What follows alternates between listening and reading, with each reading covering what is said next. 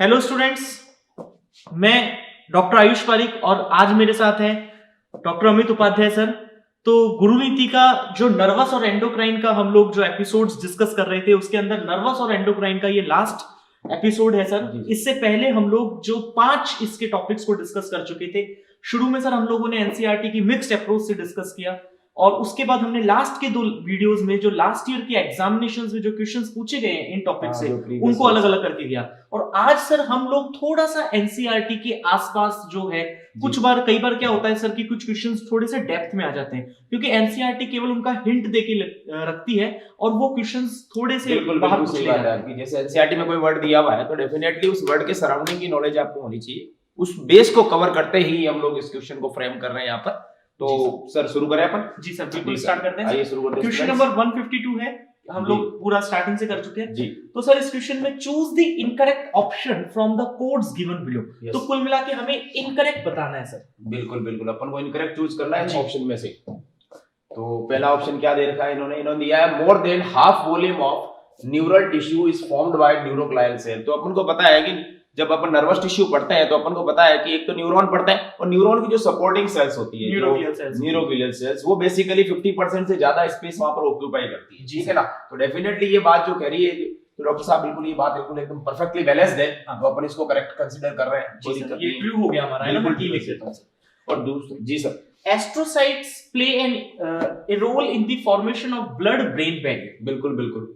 तो ये blood brain barrier बनाती है सर। ये न्यूरोग्लियल सेल है। बिल्कुल न्यूरोग्लियल सेल का एक टाइप है जो इस पर्टिकुलर ये 3 टाइप की होती है उनमें से एक टाइप एस्ट्रोसाइट का अपन कंसीडर कर रहे हैं। और ब्रेन के अंदर जो ट्यूमर होते हैं सबसे कॉमन ट्यूमर होते हैं वो एस्ट्रोसाइटोमा इससे ही बनते हैं, है ना। और इसका जो बेसिक और सबसे की फंक्शन है वो ब्लड बैरियर है। इसका मतलब ये होगा कि ऐसी कोई भी चीज जो ब्लड के लिए हानिकारक हो या उसके लिए हार्मफुल है, टॉक्सिक हो, वो चीजें उसको क्रॉस करके ब्रेन में नहीं जा पाएगी। ब्रेन में नहीं ये नेचर ने अपन को गिफ्ट दिया है प्रोटेक्टिव। जैसे अपन प्लेसेंटल बैरियर होता है जी सर, है ना। ये वाला बैरियर एक सर हमारा सर्टोली बैरियर जो सेल्स है वो भी बनाती है। टेस्टिस ब्लड बैरियर वो भी हो जाता है। ये बैरियर बेसिकली प्रोटेक्टिव फिनोमिना के अंदर आते हैं क्योंकि ब्लड में सर डब्ल्यूबीसी है, डिफरेंट टाइप के सेल्स है तो ब्रेन टिश्यू कहीं ना कहीं नुकसान ना पहुंचाए। और जो अपन ड्रग्स भी लेते हैं तो ड्रग्स भी ब्लड में डिसॉल्व होकर जाती है ईच एंड एवरी सेल में। तो ब्रेन में वो ड्रग्स नहीं जा पाती जो उसके लिए हार्मफुल हो। तो नेचर ने प्रोटेक्टिव फिनोमिना दिया है। बिल्कुल सही बात है ये भी डॉक्टर साहब। तीसरा option microglia engulf microbes and cellular body. तो सर माइक्रोग्लियल सेल्स हमें जैसा कि पता होगा बच्चों को भी, these are the phagocytic cells of brain. जैसे हमारे जो लंग्स हैं उनमें डस्ट सेल्स हैं, लीवर में कूफर सेल्स हैं, ऐसे। तो ये स्टेटमेंट भी हमारा सही है। ये भी फैगोसाइटिक नेचर है। बिल्कुल सही बात। तो ये 3 सर सही हो गए। फोर्थ पढ़ते हैं। एस्ट्रोसाइट्स, बिल्कुल सही, ओलिगोडेंड्रोसाइट्स एंड न्यूरॉन जी are the 3 different type of neuroglial cells. Sir यहाँ पर इसने गेम घुमा दिया न्यूरॉन ने। यहाँ पर अगर माइक्रोग्लिया सेल दे देता तो अपन इसको राइट कंसीडर करते, लेकिन न्यूरॉन तो आपको पता है कंडक्टिव टिश्यू, बिल्कुल नर्वस टिश्यू है। तो डेफिनेटली ये डॉक्टर साहब आपके पूरा गलत है। तो अपन इसको इनकरेक्ट कंसीडर करेंगे। बाकी तीनों अपने एकदम परफेक्टली बैलेंस्ड है। अब ऑप्शंस देख लेते हैं सर। जी sir. First and fourth are correct only. क्यों नहीं? बस क्योंकि हमारा थर्ड भी सही है sir. Second and fourth are correct only, गलत हो गया। ये भी फर्स्ट सही है। First and second are incorrect, ये बिल्कुल सही है इसलिए इनकरेक्ट है ही नहीं। Only fourth is incorrect. बाकी तीनों स्टेटमेंट परफेक्ट है। तो सर हमारा आंसर हो जाएगा फोर्थ ऑप्शन। बिल्कुल। चलिए सर नेक्स्ट। जी sir next. Select an incorrect statement with respect to autonomic nervous system। इस पे फोकस करें आप। ऑटोनॉमिक नर्वस सिस्टम के रेस्पेक्ट में पूछ रहा है ये, बहुत इंपॉर्टेंट बात है सर। इसमें पहला ऑप्शन दे रहा है आपके it conducts sensory impulse to the CNS to the glands. तो आप देखिए ऑटोनॉमिक नर्वस सिस्टम की अपन बात कर रहे हैं यहाँ पर, इसको फोकस कर रहे हैं। और ये कह रहा है कि सीएनएस टू ग्लैंड। अब सीएनएस से ग्लैंड तो स्केलेटल मसल में जाता है, वॉलंटरी मसल में जाता है, लेकिन ग्लैंड के अंदर कौन सी मसल होती है? इनवॉलंटरी होती है, मायोएपिथेलियम टिश्यू होता है। तो डेफिनेटली यहाँ पर सीएनएस की जगह क्या आना चाहिए? ऑटोनॉमिक नर्वस सिस्टम आना चाहिए। अगर यहाँ पे एएनएस होता तो डेफिनेटली ग्लैंड को करता, क्योंकि सिंपैथेटिक और पैरासिम्पैथेटिक दोनों आ जाएगी डॉक्टर साहब। तो ये डेफिनेटली पहला स्टेटमेंट ही आपके गलत हो गया। अच्छा आगे की तो सर सीएनएस लिख दिया इसलिए हमारा गलत हो गया, क्योंकि एएनएस लिखता तो ये सही हो जाता है ना। बिल्कुल परफेक्टली। तो ये अभी हम फॉल्स है सर। फिर भी हम बाकी के स्टेटमेंट पढ़ लेते हैं। बिल्कुल है। ये बहुत इंपॉर्टेंट बात सर बता रहे हैं डॉक्टर साहब कि बाकी स्टेटमेंट को आप छोड़े नहीं, क्योंकि अगर बाकी स्टेटमेंट में से क्वेश्चन घूम के आ गया जी, है ना, तो उसका भी क्वेश्चन आंसर ये हो जाएगा। तो क्वेश्चन नो डाउट ऑप्शन से ऑप्शन वेरी करते हैं। तो हम एक क्वेश्चन जो होता है वो करीबन 4 क्वेश्चन की इंफॉर्मेशन देता है। Sir yes. क्या पता है इसके कुछ सेकंड थर्ड ऑप्शन में अगला कोई क्वेश्चन बना हो। बिल्कुल। It consist of A sympathetic and parasympathetic neural system. ये तो बात बिल्कुल सही है। बिल्कुल ऑटोनॉमिक नर्वस सिस्टम के 2 ही पार्ट होते हैं, सिंपैथेटिक नर्वस सिस्टम और पैरासिम्पैथेटिक नर्वस सिस्टम। ये सही। It controls the working of involuntary motor organs. बिल्कुल बिल्कुल सर, इनवॉलेंटरी मोटर ऑर्गन को कंट्रोल करता है। अगर देखो इनवॉलेंटरी का मोटर ऑर्गन के ऊपर आपको फोकस नहीं करना, मेन आपका फोकस रहेगा इनवॉलेंटरी पे, ये जो हमारी विल से कंट्रोल ना हो। जी। It involves the branches of both cranial and spinal nerve. बिल्कुल सही बात है, ये दोनों की ब्रांचेज आती है, क्रेनियल और स्पाइनल, है ना। पेरिफेरल नर्वस सिस्टम की ब्रांचेज होती है, लेकिन वो कंट्रोल उसको सीएनएस और ऑटोनोमिक नर्वस सिस्टम करता है। ठीक है, तो कुल मिलाकर के सर हमारा पहला स्टेटमेंट फॉल्स हो गया और ये बाकी के तीनों की तीनों बिल्कुल ट्रू है, और हमसे पूछा भी क्या है सर, इनकरेक्ट है। तो सही आंसर हमारा कौन सा हो गया? फर्स्ट हो गया जी सर, फर्स्ट हो गया सर। बिल्कुल। Next question. Next question, Which of the following part of neuron lacks the Nissl granules? Yes. तो सर अगर न्यूरॉन को हम लोग देखें इस तरीके से, तो ये सिंपल एक फ्लो डायग्राम सा मैंने जस्ट बनाया है। ये इस जगह पर डेंड्राइट्स हो गई, ये इसका सर साइटोन वाला पार्ट हो गया, और ये एक्सॉन हो गया, और ये जो है डेंड्राइट्स हो गए जी। तो निसल ग्रेन्यूल्स की बात कर रहा है, तो सर जैसा कि हमें पता है कि निसल ग्रेन्यूल्स एक्सॉन में एब्सेंट होती है जी, बिल्कुल। पर डेंड्राइट और साइटोन के अंदर में प्रेजेंट होती है। और ये होती क्या है सर, अगर देखा जाए तो ये rough endoplasmic reticulum, rough endoplasmic reticulum plus आपके इसके अंदर राइबोसोम को आप कंसीडर कर लो। हाँ। ये दोनों मिला के प्लस इसके अंदर और जोड़ना चाहो तो आप एमआरएनए जोड़ सकते हो जी, है ना, क्योंकि प्रोटीन सिंथेसिस का फंक्शन, तभी हम इसे राइबोन्यूक्लियोप्रोटीन भी। Exactly sir, ribonucleoprotein. तो सर पहला ऑप्शन इसने दे रखा है एक्सॉन एंड डेंड्रॉन, तो गलत हो गया क्योंकि एक्सॉन में एब्सेंट है जी। ओनली डेंड्रॉन्स होगा नहीं, एक्सॉन एंड एक्सॉन ओनली, और एक्सॉन एंड साइटोन ओनली। अपन को पूछ रहा है एब्सेंट किसमें है, एब्सेंट किसमें पूछना है ना सर। एब्सेंट अपन को पता है इसमें प्रेजेंट है, हाँ, इसमें प्रेजेंट है, इसमें प्रेजेंट है, तो यही रहा था एब्सेंट तो थर्ड हो, क्योंकि यहाँ पर लैक वर्ड आ गया सर, है ना, वर्ड आ गया, इसलिए सही आंसर हमारा कौन सा हो जाता है? थर्ड हो जाएगा, थर्ड ऑप्शन हो जाता है, क्योंकि एक्सॉन में एब्सेंट होते हैं। Okay sir, next. The correct sequence of meninges from inner to outer side. meninges की बात कर रहा है सर, पहले meninges पूछ रहा है आपको जी। जब वो meninges अपन को पता है सर जी कि अपने दोनों में होती है, ब्रेन में भी होती है as well as spinal cord में भी होती है, तो अपन दोनों का ही अगर कंसीडर करें तो दोनों पे सही है, लेकिन ज्यादातर अपन ब्रेन से शुरुआत करते हैं, क्योंकि एनसीईआरटी के अकॉर्डिंग meninges वर्ड ब्रेन की कवरिंग के लिए दिया है, और इनका प्रोटेक्टिव फंक्शन meninges का बिल्कुल है। तो बाहर की तरफ अगर मैं सर यहाँ से स्लाइड लूं तो सबसे बाहर की तरफ आ गई स्किन, स्किन के नीचे हमारी क्रेनियल बोन, और देन फिर meninges। बिल्कुल बिल्कुल, बहुत अच्छी बात बताई सर ने, ये कि सबसे बाहर अपन ये कर लेते हैं स्कल देती, सबसे पहले देखो आप स्कल आ गया, स्कल की बोन आ गई, क्रेनियल बोन, इसके ऊपर ये हेयर वगैरह कनेक्टिव टिश्यू मसल्स वगैरह सब कुछ ये बाहर आ गया। अब अपन ये बात कर रहे हैं कि ये ब्रेन है, थोड़ा सा ये ब्रेन है, ये ब्रेन है, इस ब्रेन के बाहर कवरिंग है, यहाँ पर सबसे बाहर डूरामेटर, फिर एरेक्नोइड, फिर पायामेटर, ये ब्रेन प्रोटेक्टिव कवरिंग बना रहा है। इन तीनों को मिक्स करके अपन बोल रहे हैं meninges, यानी DAP। बिल्कुल।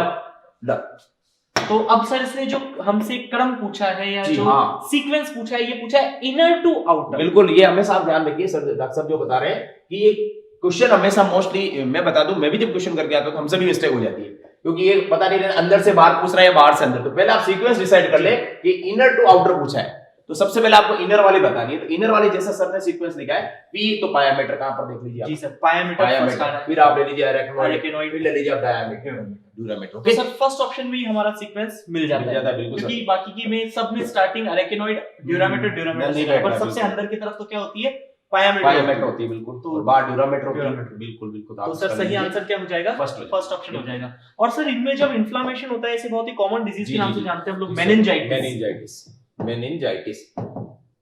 बिल्कुल सर, इसमें काफी दर्द होता है सर, बिल्कुल बहुत। अगर अपन जैसे प्लाज्मोडियम फाल्सिफेरम की बात करें, जो सबसे डेंजरस अपन मलेरिया कहते हैं, फोर्थ टाइप ऑफ मलेरिया होता है जी सर, जो मोस्ट डेंजरस कह सकते हो कि उसमें डेथ रेट बहुत ज्यादा होती है, मोर्टेलिटी रेट, उसके अंदर भी जो फाल्सिफेरम प्लाज्मोडियम है वो मेनिंजाइटिस कॉज करता है, और ये इतना सीवियर होता है कि नो डाउट मेनिंजेस में अगर स्वेलिंग आ गई तो पूरे ब्रेन में और स्पाइनल कॉर्ड सब में स्वेलिंग आ जाएगी, यानी इन्वॉल्व, ये मान लीजिए आप पूरा सीएनएस इन्वॉल्व हो जाएगा, और उसको ठीक करना इतना आसान नहीं होगा, तो बहुत हाईली कंटाजियस डिजीज कह सकते हैं। और सर इसमें हम लोग ये भी देखते हैं कि जो हमारा सीएसएफ का जो प्रेशर है वो हमें राइज किया, बिल्कुल सर, बिल्कुल सही कहा आपने, क्योंकि ब्रेन के वेंट्रिकल्स होते हैं, हमें पता है ब्रेन के वेंट्रिकल्स होते हैं, वो टोटल 4 होते हैं। इस तरह से अपन बनाए, देखो रफ डायग्राम बना रहा हूं मैं इस तरह से, ये आपके जी सर, ये आ गए अपने लेटरल वेंट्रिकल, ये आ गया आपको पता ही है थर्ड वेंट्रिकल, ये आ गया फोर्थ, और ये आ गया स्पाइनल कैनाल, ठीक है। इस पूरे में ट्रेवल कर रहा है आपके सीएसएफ, सेरिब्रो स्पाइनल फ्लूइड, है ना। अब अगर ब्रेन के यहाँ पर स्वेलिंग आई है तो वेंट्रिकल की लाइनिंग में भी तो टिश्यू होता है जी सर, उसमें भी स्वेलिंग आएगी, यहाँ पर भी एपेंडाइमल एपिथेलियम होता है, Ependymal बिल्कुल सिलिएटेड होता है, यहाँ पर जो सर्कुलेट करता है सीएसएफ। यहाँ पर ये जैसे स्वेलिंग आएगी ना ये नैरो हो जाएगी स्पेस, ये नैरो हो जाएगा स्पेस, तो नो डाउट इसके अंदर पूरे में स्वेलिंग आ जाएगी, प्रेशर जनरेट प्रेशर जनरेट, क्योंकि सीएसएफ का प्रेशर बढ़ जाएगा जी। ठीक है जी सर, जिससे अपन कह सकते हैं हाइपरट्रॉफी ऑफ वेंट्रिकल्स, जिससे वेंट्रिकल की साइज बड़ी हो जाएगी, है ना। और नो डाउट अगर प्रेशर ज्यादा होता है, इंट्राक्रेनियल प्रेशर इसको अपन बोलते हैं, अगर ये ज्यादा हो गया तो ब्रेन की अदर टिश्यू जो सराउंडिंग टिश्यू होते हैं, जो सराउंडिंग ब्रेन के पार्ट होते हैं, उन सब पे प्रेशर बढ़ेगा, तो उनका फंक्शन अब नॉर्मल होगा जी सर। नेक्स्ट पे चलते हैं सर। यस आपने भी जैसे बात जी की जी सर, बिल्कुल वही आ गया कि वही क्वेश्चन है। देखो अभी अपन ने कहा था क्वेश्चन को आप डेप्थ में पढ़ो तो हाँ, उससे रिलेटेड क्वेश्चन पूछ ही जाता है, जैसा अभी फोरामेन ऑफ मोनेरो पूछ रहा है सर। ये सेम वही डायग्राम देखो, कट कॉपी पेस्ट हो गया जी। ये लीजिए। अभी अपन ने बात की थी कि वेंट्रिकल कितने होते हैं, ब्रेन में 4 होते हैं, ये फर्स्ट वेंट्रिकल, ये सेकंड, इन दोनों को मिक्स करके अपन बोलते हैं थर्ड लेटरल वेंट्रिकल, है ना। और ये आ गया आपके थर्ड वेंट्रिकल, ये आ गया आपके फोर्थ वेंट्रिकल। ओके गाइस, तो यहाँ पर आप देखिए, यहाँ पर जो है इन दोनों के बीच में जो कम्युनिकेशन होता है, यहाँ पर एक होल होता है जिसके थ्रू कम्युनिकेशन होता है, उसको अपन कहते हैं फोरामेन ऑफ मोनेरो। तो किसको किससे कनेक्ट कर रहा है, इसको अपन कंबाइंड फॉर्म में बोलते हैं लेटरल वेंट्रिकल जी। ओके, और ये हो गया आपके कौन सा सर, थर्ड वेंट्रिकल, इन दोनों को आपस में कनेक्ट कर रहा है कौन, ये वाला। तो अब आंसर अपन निकाल सकते हैं। तो सर पहला ये बोल रहा है फर्स्ट एंड सेकंड वेंट्रिकल ये आ गया आपस में, तो ये तो नहीं होगा, ये तो नहीं होगा, ये तो ऑलरेडी कनेक्टेड है जी। Third and fourth ventricle, third fourth में अपन को पता है, याद कीजिए मिड ब्रेन में अपन बोलते हैं cerebral of aqueduct, duct of iter, है ना, वो कनेक्ट करती है थर्ड टू फोर्थ, तो ये भी नहीं होगा सर। अब सर आपने जैसा कहा वो आ गया ऑप्शन जी लेटरल वेंट्रिकल्स को और इधर थर्ड वेंट्रिकल बीच में ये वाला आ गया, ये फोरामेन ऑफ मोनेरो। तो ये हमारा हो गया फोर्थ एंड न्यूरोसील में, तो न्यूरोसील तो स्पाइनल कॉर्ड के अंदर आ गया, इसका कोई लेना देना ही नहीं है। यहाँ से तो फिर मैग्नम ये फोरामेन ऑफ मैग्नम, जो भी मैंने बोला था मुंह से, फोरामेन ऑफ मैग्नम यहाँ पर है, या फोरामेन ऑफ मोनेरो है, या सेरिब्रल एक्विडक्ट, बस इतनी सी बातें हैं और ज्यादा कुछ नहीं इसमें। नेक्स्ट पे चलते हैं जी जी।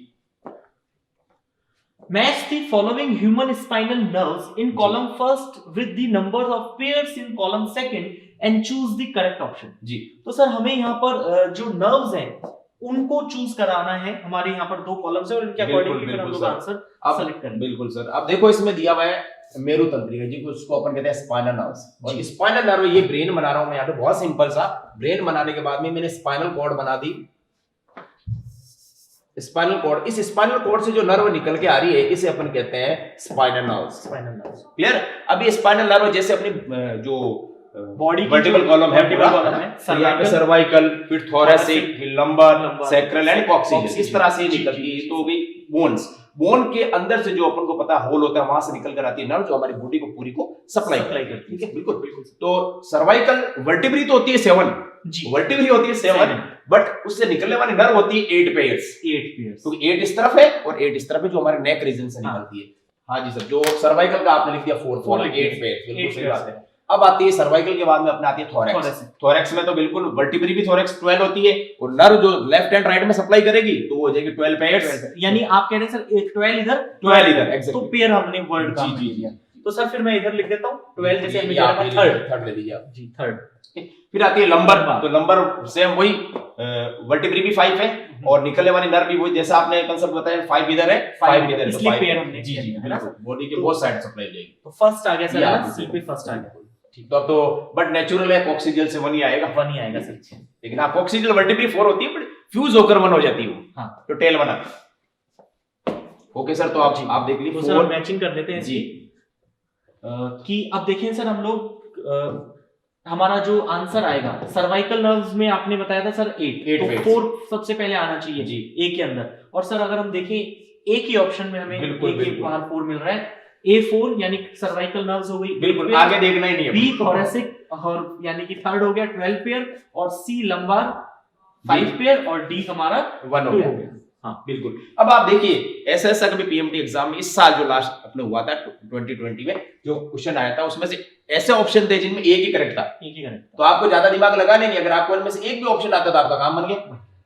और कई बार क्या होता था, ज्यादा से ज्यादा 2 में हमारा मैच होता था, फिर वो 2 वाले काम के, तो ये वो टाइम आ गया जहाँ पे बच्चे चाहे तो अपना समय बचा सकते हैं, जो फिजिक्स में उनको लगाना है। 4 ऑप्शन देखने की जरूरत नहीं है इसमें। पहले दूसरी सबसे इजी क्वेश्चन होते हैं, अगर एक भी ऑप्शन अगर आपको आता है तो आप आईक्यू यूज करके इस क्वेश्चन को सही कर सकते हैं। सबसे इजी क्वेश्चन है वो कॉलम मैचिंग पे। कॉलम मैचिंग, जी सर। बिल्कुल सर, आपने एकदम सही कहा। नेक्स्ट पे चलते हैं सर। जी।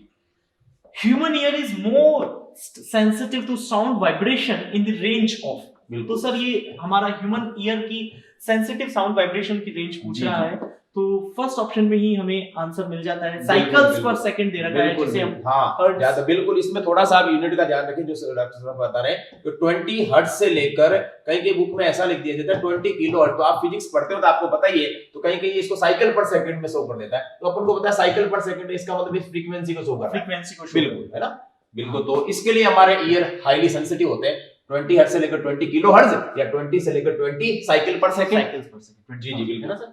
तो इसलिए हमारा ये भाई स्ट्रेट फॉरवर्ड आंसर जा रहा है इसका फर्स्ट, एक बिल्कुल तरीके से। जी। नेक्स्ट पे चलते हैं सर।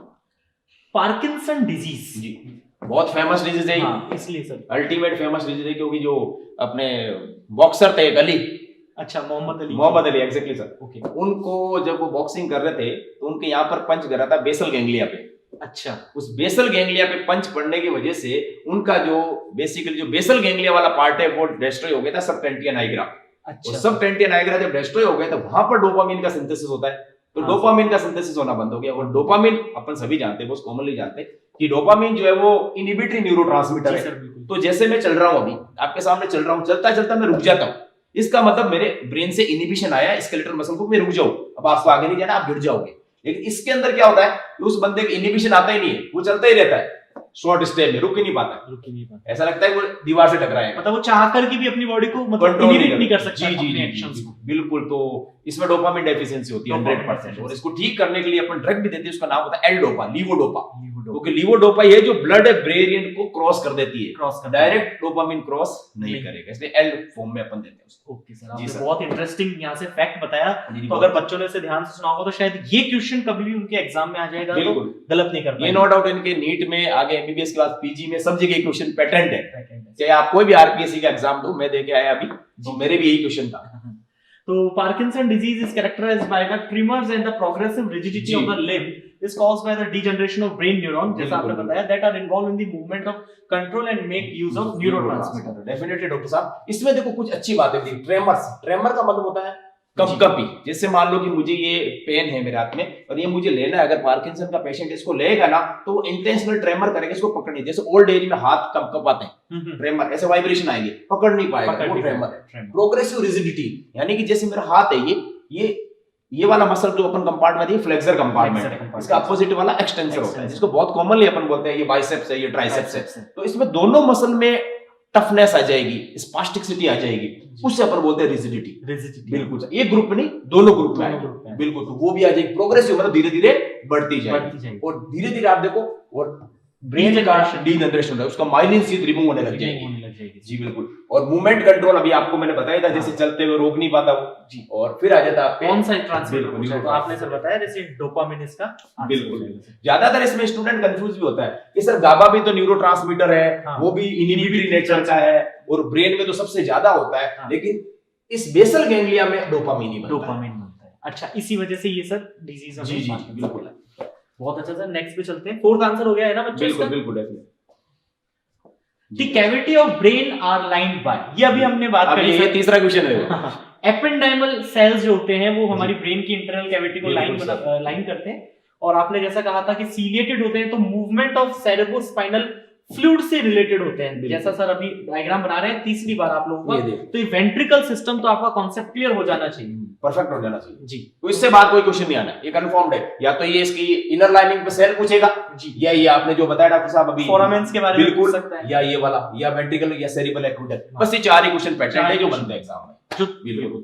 तो सर एपेंडाइमल सेल्स होते हैं जो इसको बेसिकली लाइन करते हैं, बिल्कुल। बहुत स्पेसिफिक नेम दिया गया है इसको, ये ओनली और ओनली ब्रेन वेंट्रिकल के लिए यूज किया जाता है, और किसी के लिए यूज नहीं है। जहां सीएसएफ ट्रेवल करेगा वहां नाम एपेंडाइमल है, सेरेब्रोस्पाइनल फ्लूइड। जी जी बिल्कुल। और इनमें सर मूवमेंट होता है ताकि ये पूरा सीएसएफ को बिल्कुल, ये इसमें सीलिया होता है जो इसको रोटेट कराते रहते हैं। जैसे अपन एपिथेलियल टिश्यू डिस्कस करते हैं जी, तो कहते हैं सीलिएटेड एपिथेलियम क्या होता है, तो अपन एनसीईआरटी की बात करें तो ब्रोंकियोल और फैलोपियन ट्यूब जी। ब्रोंकियोल में अपन को पता है म्यूकस बाहर निकालता है, और फैलोपियन ट्यूब में बिल्कुल ओवम को धक्का देता है या जाइगोट को धक्का देता है। जी जी बिल्कुल। तो सर इसका आंसर सही आंसर हो जाता है हमारा जी। नेक्स्ट पे चलते हैं। Brain stem does not include. Definitely ये एनसीईआरटी का बहुत ही अच्छा क्वेश्चन है सर, बिल्कुल कि अब पहले तो ये पता होना चाहिए कि ब्रेन स्टेम स्टेम है क्या, होता है क्या। ब्रेन स्टेम का मतलब क्या है? Stem। ब्रेन तो अपन जानते जी। हैं, व्हाट इज द स्टेम।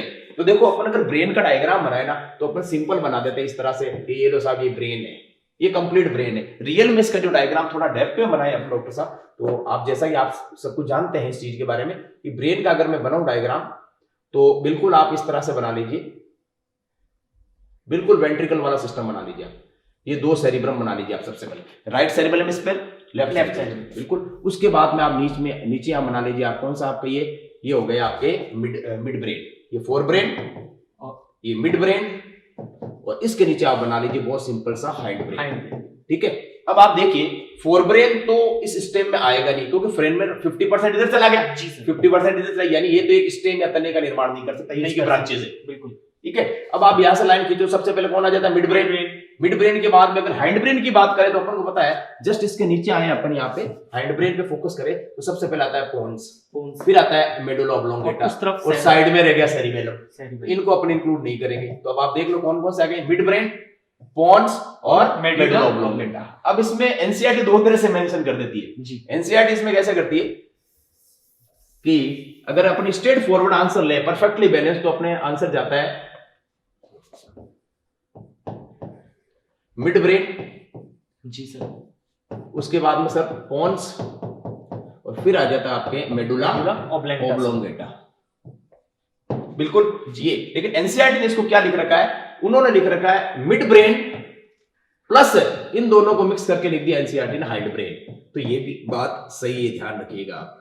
बिल्कुल सर, है ना, क्योंकि अगर मिड ब्रेन और हाइंड ब्रेन को कंबाइंड करें तो भी ब्रेन स्टेम है, अगर इंडिविजुअल पार्ट दे तो भी ब्रेन स्टेम। आपको क्वेश्चन के अकॉर्डिंग उसको एडजस्ट करना है कि पूछ क्या रहा है। जैसे सर हमारी फूल गोभी होती है, आपने जैसे कहा, तो ये ऊपर उसके इस तरीके का फूल होता है, आपने भी डायग्राम बिल्कुल ऐसे ही बनाया, तो इसको हम कंसीडर नहीं करेंगे। स्टेम वाला पार्ट तो यही है, बस स्टेम ही है। इसमें मिड ब्रेन आ गया और हाइंड ब्रेन आ गया। और अगर इंडिविजुअल पूछे तो ये बता दो पोन्स और मेडुला, क्योंकि सेरिबेलम साइड में रह गया। बिल्कुल सर, जी सर। तो first option sir medulla oblongata दे रखा है, इसलिए पूछा नहीं होता है ना, नॉट पे कंसीडर करना है। तो मेडुला तो होता है, तो फर्स्ट ऑप्शन होगा नहीं हमारा जी। मिड ब्रेन आपने बताया जैसे होगा सर।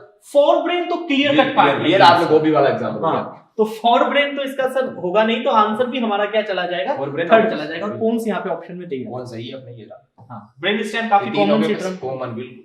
चलिए सर नेक्स्ट पे, तो बच्चों आंसर थर्ड हो गया fore brain. The gelatinous elastic membrane covering the sensory hair cell of human ear is known as, receptor से रिलेटेड क्वेश्चन है सर ये। तो बेसिकली ये क्या पूछ रहा है कि जो एक इलास्टिक मेम्ब्रेन है जो कवरिंग करती है सेंसरी हेयर की, हमारे ह्यूमन ईयर की, तो सर बेसिलर मेम्ब्रेन के ऊपर इस तरीके से हमारा ऑर्गन ऑफ कॉर्टी होता है और वहां पर सेंसिटिव हेयर सेल्स होते हैं। तो एक मेम्ब्रेन जो इसको इस तरीके से कवर करके रखने का, टेक्टोरियल मेम्ब्रेन कवर करने का काम करती है। अब स्टूडेंट इसमें थोड़ा सा सर जो बता रहे हैं वो फोकस करे कि यहाँ पर देखो बेसिलरी मेम्ब्रेन भी होती है, बेसिलरी भी है ना, और रिजनस मेम्ब्रेन भी होती है और टेक्टोरियल भी होती है। इसमें स्टूडेंट कंफ्यूजन होता है कि यार ये भी मेम्ब्रेन है, ये भी मेम्ब्रेन है, ये भी मेम्ब्रेन है, कौन सा आंसर दूं? तो आपको फोकस किस पे करना है? सबसे बड़ी बात देखो, सेंसरी हेयर सेल आ गया, और हेयर सेल हमेशा ऑर्गन ऑफ पोर्टाइम होती है, और उसको ऊपर जो होती है लेयर, जो अभी सर बता रहे थे, ये वाली, ये आपके कौन सी हो गई? टेक्टोरियल। इसका बेस्ट कैरेक्टर होता है कि ये आपके इलास्टिक मेम्ब्रेन होती है। सबसे बड़ी बात है इलास्टिक होने की वजह से ये पोटेंशियल डिफरेंस जनरेट कर पाती है हेयर सेल में, और हेयर सेल आगे उसको नर्व इंपल्स में कन्वर्ट करके ब्रेन में बिल्कुल एक्शन पोटेंशियल बना के 8th क्रेनियल नर्व के थ्रू अपने ब्रेन के टेम्पोरल लोब में उसका मैसेज सेंड कर देती है और हमें साउंड सुनाई देती है। जी जी बिल्कुल। तो सर इसका सही आंसर इसका सेकंड, जी सेकंड ऑप्शन टेक्टोरियल मेम्ब्रेन हो जाएगा। तो आप जैसा सर ने बताया कि आपको याद रखना ये इलास्टिक मेम्ब्रेन है ना। चलिए बिल्कुल। आर्बर विट्टा, बिल्कुल। Tree like structure in cerebrum, tree of life in cerebellum, and part of spinal cord and branch dendrites of neuron. तो ये भी सर हमारा हाइंड ब्रेन से रिलेटेड, सेरेबेलम से रिलेटेड आ गया, क्योंकि इस तरीके से अगर हम देखें तो ये सर ये आगे की तरफ का पोन्स हो गया और ये हमारा साइड में सेरिबेलम आ गया, सेरिबेलम जिसके दो लोब होते हैं और इसके अंदर जो स्ट्रक्चर होती है इस तरीके ट्री लाइक होती है, ट्री लाइक स्ट्रक्चर होती है, इसे हम लोग क्या कहते हैं सर? आर्बर विट्टी है। ये इसी को लाइफ ट्री जिसे अपन कह रहे हैं ना, लाइफ ट्री, ये वाले लाइफ ट्री होता क्या है इसके बारे में आपको पता होना चाहिए कि हमें पता है कि जब ब्रेन का डेवलपमेंट होता है डॉक्टर साहब, जी। तो उस समय बाहर ग्रे मैटर होता है, अंदर व्हाइट मैटर होता है। सबसे पहले जो सबसे लार्जेस्ट पार्ट बनता है वो बनता है सेरिब्रम। सेरिब्रम के अंदर एक हॉरिजॉन्टल फीचर डेवलप होती है, जिससे सेरिब्रम का पार्ट कुछ हिस्सा टूटकर सेरिबेलम की जगह आ जाता है। इसलिए अपन कहते हैं ना, वो मूवी थी आपने देखा होगा, कौन सी, जिसमें क्रांतिवीर, जिसमें नाना पाटेकर कहते इधर नहीं मारने के इधर छोटा दिमाग होता है, वो इसी की बात कर रहा है। कि यहाँ पे अगर चोट लगे तो यहाँ पे सिनेप्स होते हैं ग्रे मैटर में, न्यूक्लियस होते हैं, वो न्यूक्लियस यहाँ लगते ही इमीडिएट बंदे की डेथ हो जाती है। जी सर। और बहुत बड़ी बात ये है कि ये जो अर्बोरविटी है, ये टोटल 3 राइट में होते हैं, 3 लेफ्ट में, टोटल 6 होते हैं। और यहाँ पर टोटल कम से कम 20,000 के आसपास सिनेप्स बनते हैं, इतने न्यूक्लियस होते हैं यहाँ पर। अगर यहाँ पे डायरेक्ट चोट लगे, इसलिए अपन कहते हैं हेलमेट पहनो। गवर्नमेंट हमें जबरदस्ती कहती है हेलमेट पहनो, लेकिन हम पहनते नहीं, वो हमारी कॉशियसनेस है कि हमेशा आप हेलमेट पहनने से आपका सबसे ज्यादा प्रोटेक्ट सेरिब्रम से ज्यादा सेरिबेलम को प्रोटेक्ट करना है। अगर यहाँ चोट लगी तो बंदा ऑन द स्पॉट डाई हो जाएगा, और सेरिब्रम में लगी तो वो तड़प तड़प के मरेगा, बिल्कुल, अगर उसकी डेथ होती है तो ये बहुत सेंसिटिव जगह है आपके लाइफ ट्री, इसलिए इसका नाम रखा अर्बोरविटी। अर्बोर इसको ग्रीक में कह रहे हैं, और इंग्लिश में ट्रांसलेट करें तो इसका मतलब होता है यहाँ पे tree of life. Tree of life. और ये सेरिबेलम होता है जो बॉडी बैलेंस से रिलेटेड है, और हमारी वॉलेंटरी मसल्स का इनवॉलेंटरी कंट्रोल करता है। बिल्कुल। और अल्कोहल का जो इफेक्ट डेवलप होता है वो सेरिबेलम पे। बिल्कुल, हाँ, ध्यान रखिए। अल्कोहल की बात करें तो इसमें भी थोड़ा सा मिसकंसेप्ट हो जाता है स्टूडेंट के दिमाग में कि सर अल्कोहल किसी ने पी लिया। बिल्कुल, अल्कोहल जब आप पहले इनिशियल में पियोगे तो सब आपके सेरिब्रम प्रभावित होगा। सबसे पहले जो इफेक्टेड पार्ट है वो सेरिब्रम है, और सेकंड और सबसे ज्यादा जो इफेक्टेड पार्ट है वो सेरिबेलम है। तो तभी व्यक्ति लड़खड़ा है। पहले जब कोई ड्रिंक करता है तो बहकी बहकी बातें करता है, तो सेरिब्रम इफेक्ट, तो सेरिब्रम गया। उसके बाद में जब वो चलता है तो उसका जो डांसिंग लाइन मूवमेंट, जिसको हम एटैक्सिक मूवमेंट कहते हैं सर, वो आपके सेरिबेलम में इफेक्ट हो गया। बिल्कुल सर, तो आंसर भी हमारा क्या हो जाएगा? Tree of life in cerebellum. जी, बिल्कुल परफेक्ट आंसर है। अब वापस सर मैच द फॉलोइंग आ गया जी। Match the functional areas of brain in column A, और उनका फंक्शन हमें मैच कराना है। तो सर ये हमें बेसिकली यहाँ पर सेरिब्रम के जो एरियाज हैं वो दे रखे हैं। हमें पता है सर 3 टाइप के एरिया होते हैं सेरेब्रल कॉर्टेक्स में, सेंसरी एरिया, एसोसिएशन एरिया और मोटर एरिया। तो इनकी हमें मैच द फॉलोइंग करानी है। बिल्कुल। तो सर सेंसरी एरिया की बात करें तो ये इसमें हमारा क्या होगा? ये रिसीव द सेंसरी इंपल्सेस। बिल्कुल, जैसा कि डॉक्टर साहब के नाम इंडिकेट करता है सेंसरी एरिया। तो अगर अपन ब्रेन की स्ट्रक्चर बनाए तो डेफिनेटली मैं ऐसे ब्रेन की स्ट्रक्चर बनाता हूं तो देखो ये फ्रंटल लोब है, ये इसके नीचे वाला टेम्पोरल है, इधर वाला लोब आपके पैराइटल है, पीछे वाला ऑक्सीपिटल लोब है, ठीक है ना। ये पैराइटल लोब जो ये सेंसरी एरिया है पूरा, जितने भी सेंस मैं बोल रहा हूं, आप सुन रहे हैं, आप बोल रहे हैं, मैं सुन रहा हूं, तो वो सारा मैसेज किस में जा रहा है? इस एरिया में जा रहा है, सेंसरी एरिया में। सेंसरी का सिर्फ ओनली रिसीवर है, सेंस करना एफरेंट जिसे अपन बोलते हैं, बिल्कुल सर, उसको लेता है। तो इसमें आप देखिए जो रिसीव करेगा वही सेंसरी होगा। तो सर मैं यहाँ सेकंड लगा देता हूँ जी। बिल्कुल, receive the sensory impulse through the sensory nerves of the body, कोई दिक्कत नहीं है, बिल्कुल जी परफेक्ट। और फिर सर एसोसिएशन एरिया, ये ऐसा एरिया है कि सेंसरी है ना मोटर है। ये एसोसिएशन का मतलब होता है दो चीज को जोड़ना। हाँ। यानी ये अपने सेंसरी एरिया और मोटर एरिया के बीच की कनेक्टिंग लिंक है, ये समझो, एसोसिएट करता है। इसको ना तो आप 100% ये कह सकते हैं ये सेंसरी है, लेकिन ना ही कह सकते आप ये मोटर है। लेकिन चक्कर क्या है, लेकिन ये कुछ ना कुछ बीच में इंटरफेरेंस करता है। ये क्या करता है? प्रीवियस एक्सपीरियंस के बेस पर। जैसे अगर मैंने किसी को प्यार से बोला तो वो कोई एक्शन नहीं लेगा, पर अब मैंने गाली बक दी तो इंटरप्रिटेट करेगा और मोटर इंपल्स को ट्रांसमिट करेगा कि अब वक्त आ गया है उठा के मारने का। बस सीधी सी बात है। ये वाला जो एरिया है एसोसिएशन, ये दिखता बहुत शांत है, लेकिन जब एक्शन में आता है तो आप मान के चलिए हॉरर स्टाइल में आता है। इंटरप्रिटेशन का इसका बेसिकली काम होता है। तो सर यहाँ में यानी कि ये हमारी बॉडी की बेसिकली जो प्रीवियस या पास्ट एक्सपीरियंस है उसके बिहाफ पर हमारे नॉर्मल फंक्शन को इफेक्ट करेगा या प्रभावित करेगा। बिल्कुल, ये एसोसिएशन एरिया। जैसे मेमोरी, जैसे मैं डॉक्टर साहब से मिला पहले तो मैंने कहा हाँ डॉक्टर साहब अपन कॉलेज में मिले थे जी, फिर अपन यहाँ मिले, हाँ आज भी मिले, क्योंकि वो मेरी पास्ट वाली मेमोरी और करंट वाली मेमोरी मैच होगी। मैंने डॉक्टर साहब से उस समय बात की थी जब ये कॉलेज में थे, मेडिकल कॉलेज में, तब मैंने बात की, और उस समय मैंने भी अभी बात की, तो मैंने कहा देखो अपनी वहां पे उस समय बात की, वो कम्युनिकेशन ये कम्युनिकेशन ऐड करने का काम इसका है, एसोसिएशन जी साहब। और फिर सर मोटर एरियाज जो हैं तो ये कमांड को इफेक्टर्स सेंसरी का अपोजिट कर लो, और मोटर एरिया में सबसे बड़ा रोल हो गया फ्रंटल का। ये लीजिए तो सारे फ्रंटल एरियाज मोटर कमांड करेगा। तो फिर हमारा सर सीक्वेंस आ जाता है सेकंड, थर्ड और फर्स्ट। सेकंड वाले ऑप्शन देख लेते हैं सर, ये दो ही हैं तो ये तो कभी होंगे नहीं। तो सेकंड, थर्ड और हमारा फर्स्ट। तो सर सेकंड, थर्ड और फर्स्ट हमारे थर्ड ऑप्शन में आंसर आ जाएगा हमारा। कॉलम मैचिंग तो जैसे ही अपन ने बात की थी बहुत इजी होता है, बस एक थोड़ा सा हिंट चाहिए आपको। हाँ, कई बार मैक्सिमम 50-50 में तो दो तो खत्म ही हो दो जाते तो उड़ ही जाते हैं। कौन बनेगा करोड़पति की 50-50 लाइफ लाइन तो हमें मिलती ही है इसमें कहीं ना कहीं। डेफिनेटली मिलती है। चलिए सर नेक्स्ट पे चलते हैं जी Which of the following is incorrect? अब सर इनकरेक्ट हमें बताना है। जी Neurons are the excitable cell because their membranes are in polarized state. बिल्कुल सही बात है। बाहर प्लस है, अंदर अंदर माइनस है, ये पोलराइज होगी तभी एक स्टिमुलस को एक्सेप्ट करेगी, अदरवाइज एक्सेप्ट नहीं करेगी। जी Myelinated nerve fibers are found in spinal and cranial nerves. बिल्कुल सही। माइलिन शीथ सबके जितनी भी पेरिफेरल नर्व्स है, चाहे वो स्पाइनल हो चाहे क्रेनियल हो, जो बॉडी की पेरिफेरी को सप्लाई कर रही है, उन सब पे माइलिन शीथ कवरिंग होगी, वो माइलिनेटेड होगी। हाँ, ब्रेन के अंदर है, स्पाइनल कॉर्ड के अंदर है, वो नॉन माइलिनेटेड हो सकती है, बट अगर पेरिफेरी को सप्लाई करिए, बॉडी को सप्लाई करिए, तो डेफिनेटली वो माइलिनेटेड होगी। जी sir. Impulse transmission across an electric synapse is always faster than that across a chemical synapse. बिल्कुल सर, तो बिल्कुल। इलेक्ट्रिक स्नैप्स में तो 100% ट्रांसमिशन ज्यादा होगा होता है, क्योंकि बिल्कुल। जंप कर जाएगी Jump इंपल्स, कर- और बिल्कुल। सिनेप्टिक क्लेफ्ट का साइज भी छोटा होगा। छोटा होगा और उसमें न्यूरोट्रांसमीटर भी इन्वॉल्व नहीं नहीं होगा, होंगे। ताकि ना तो न्यूरोट्रांसमीटर कोई आएगा, ना बनेगा, ना आगे मैसेज को पोलराइज डीपोलराइज करना। इसमें सीधा प्रोटीन चैनल होता है, एक न्यूरॉन से आया दूसरे न्यूरॉन से गया, सीधी सी बात, प्लस माइनस फॉर्म में। जी सर। जी sir.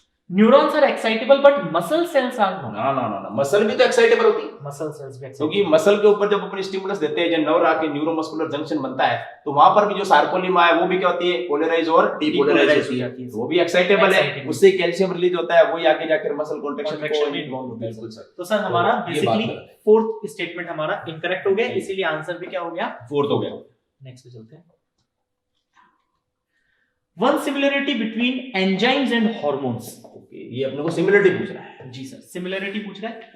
Both are always proteinaceous in nature. जी नहीं, ये बात है, क्योंकि क्योंकि हार्मोन्स हम देखते हैं स्टेरॉइडल नेचर स्टेरॉइड होती है, पॉलीपेप्टाइड होती है, अमीनो पेप्टाइड एसिड होते हैं, डेरिवेटिव्स अमीनो भी- एसिड डेरिवेटिव होते हैं, प्लस हाइड्रोथायरोनिन भी होते हैं। बिल्कुल। तो ये तो गलत हो गया। Both can used again and again. नहीं, हार्मोन को एक बार यूज कर लिया, वापस यूज नहीं होगा, वो यूरिन के साथ एक्सक्रीट हो जाएगा अपनी बॉडी से। एक बार एंजाइम हाँ। यूज हो सकता है, लेकिन हार्मोन कभी यूज नहीं होगा। मतलब एक बार अगर हार्मोन रिसेप्टर कॉम्प्लेक्स बन गया बन गया तो बस, वो होता है बस, हाँ। एटम बम की तरह वो है। हार्मोन इज एटम बम, एक बार ब्लास्ट हो गया वापस नहीं बनेगा।